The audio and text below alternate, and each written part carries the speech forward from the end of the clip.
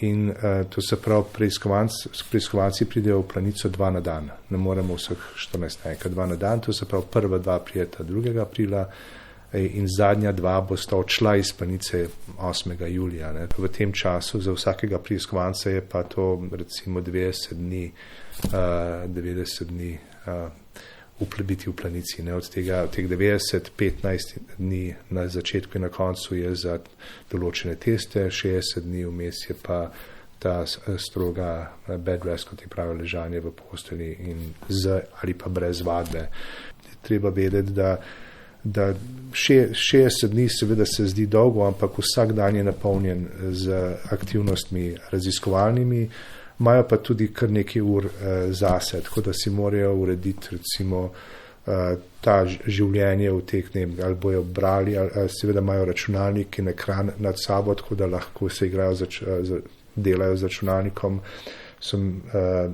lahko berejo, nekateri so še celo kitaro igrali, pa karkoli. To se pravi, da ni omejitev glede tega, kaj se dela, samo omejitev samo, da so jasno, da ležijo, lahko se obračajo, higieno imajo tudi poskrbljeno, imamo tudi tuš postelje in tako naprej.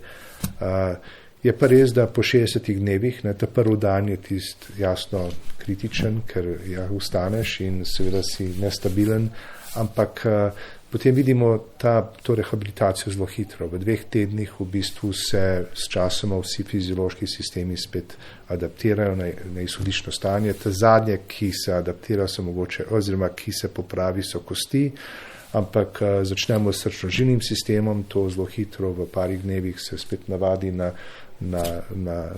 stojo, bi rekel, na stoječi položaj. Tudi recimo občutki na podplatih so malo drugačni, ker jasno niso bili izpostavljeni dotiku že 60 dni. Mišice nog so oslabljene, ampak potem s to fizioterapijo hitro pride nazaj na izhodišče. V glavnem po 15 dnevih rehabilitacije v Planici odidejo v bistvu brez težav.